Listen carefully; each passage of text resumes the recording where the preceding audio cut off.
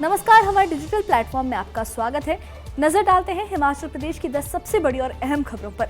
सबसे पहले बात करेंगे हिमाचल प्रदेश के कैबिनेट मंत्री विक्रमादित्य सिंह के बयान से उठे विवाद पर।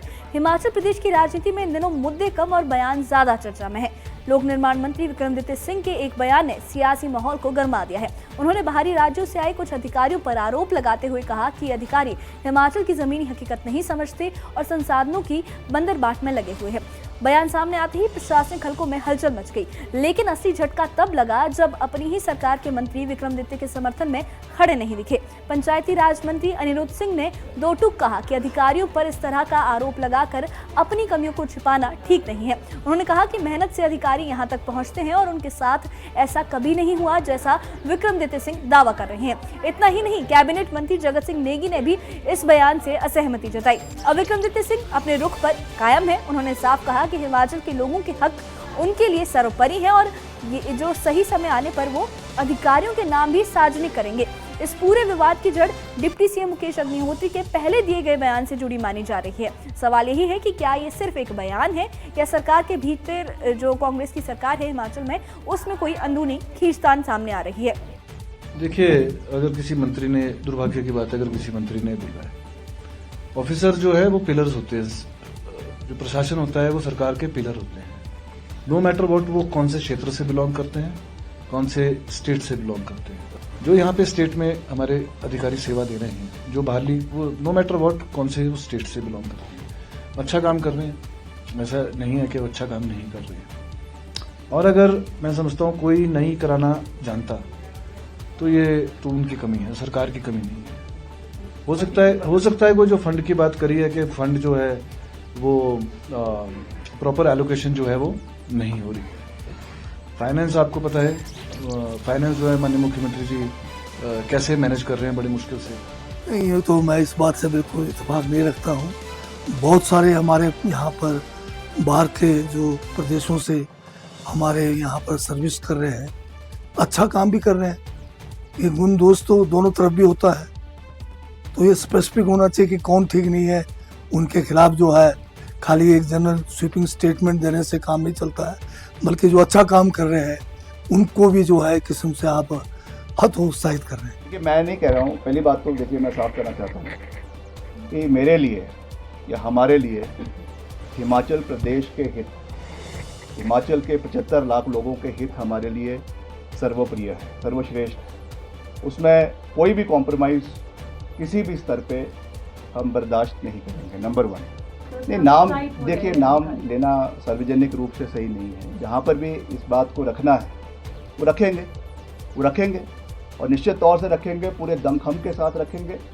हिमाचल के हित हमारे लिए सर्वोपरि है। मेरी किसी से कोई पर्सनल एनिमिटी नहीं है, मेरा किसी से कोई पर्सनल विवाद नहीं है। ये बात हिमाचल प्रदेश के लोगों के हितों की है, ये बात हिमाचल प्रदेश के लोगों के इंटरेस्ट की है और उसके लिए अगर हमें इस बात को कहीं पर भी रखना पड़े तो उसके लिए उससे हम गुरेज नहीं करेंगे।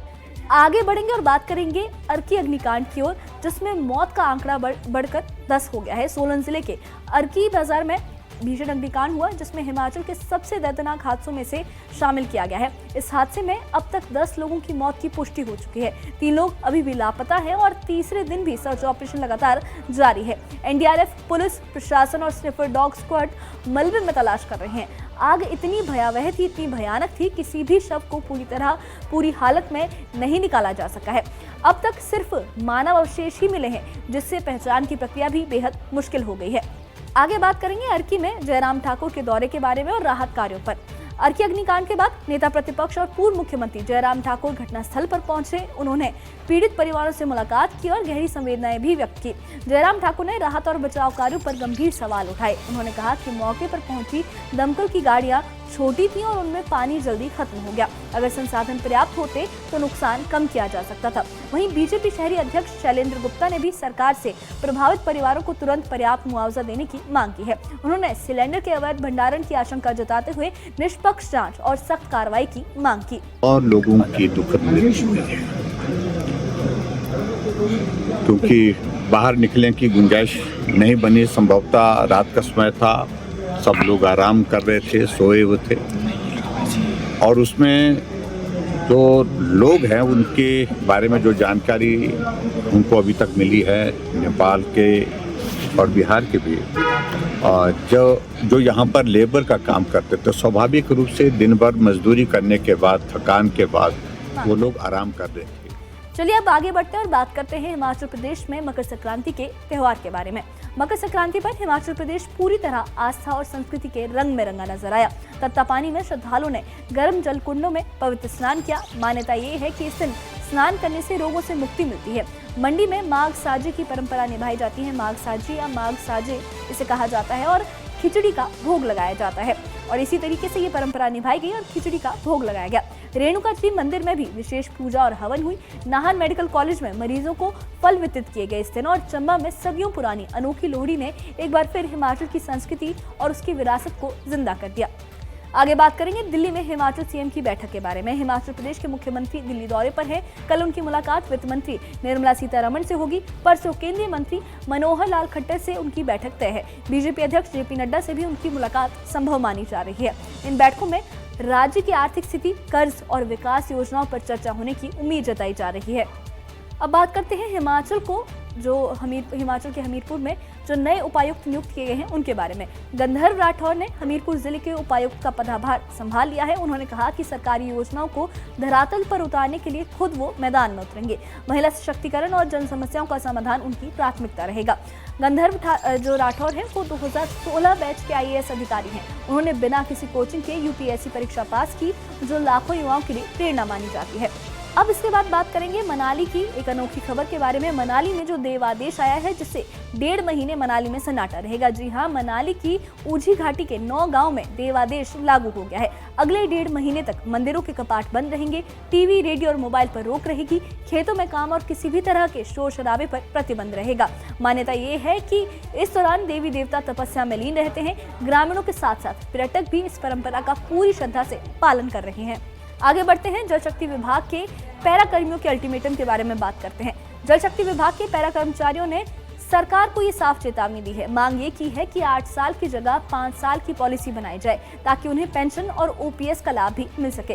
कर्मचारियों का कहना है कि 45 साल की उम्र में भर्ती होने वाले पैरा कर्मी 8 साल की पॉलिसी में पेंशन से वंचित रह जाएंगे। अगर मांगे नहीं मानी गई तो फरवरी से अनिश्चितकालीन हड़ताल शुरू होगी। अब बात करेंगे पूर्व सैनिक दिवस के बारे में। जिस तरीके से नाहन और मंडी में जिला स्तर पर पूर्व सैनिक दिवस मनाया गया। शहीद स्मारकों पर पुष्प अर्पित कर उन्हें श्रद्धांजलि दी गई, वीरों को सलामी दी गई। पूर्व सैनिकों को सरकार की योजनाओं की जानकारी दी गई। पेंशन, स्वास्थ्य और प्रशासनिक समस्याओं पर भी चर्चा हुई। इस दिन का मकसद वर्तमान और पूर्व सैनिकों के बीच सामंजस्य बनाए रखना भी माना जाता है। आखिर में बात करते हैं किन्नौर में एक बड़ी नशा तस्करी पर हुई कार्रवाई के बारे में। किन्नौर के सिपलो में पुलिस ने अब तक की सबसे बड़ी कार्रवाई की है। एक युवक से 11.18 ग्राम चिट्टा बरामद किया गया है। मामले में NDPS एक्ट के तहत केस दर्ज कर लिया गया है। पुलिस ये पता लगाने में जुटी है कि नशा कहां से आया और इसमें कौन कौन से लोग शामिल थे। SP किन्नौर ने ये साफ कहा है कि नशा माफियाओं के खिलाफ अभियान और तेज किया जाएगा। तो ये थी हिमाचल की 10 बड़ी और अहम खबरें। सियासत से लेकर समाज, आस्था और सुरक्षा से जुड़ी सारी अहम खबरें। इन ऐसी ही खबरों के लिए, हर बड़ी खबर के लिए हमारे चैनल के साथ बने रहिए। हमारे चैनल को सब्सक्राइब करिए और इसके बारे में आपकी क्या राय है हमें कमेंट बॉक्स में अपनी राय जरूर बताइएगा।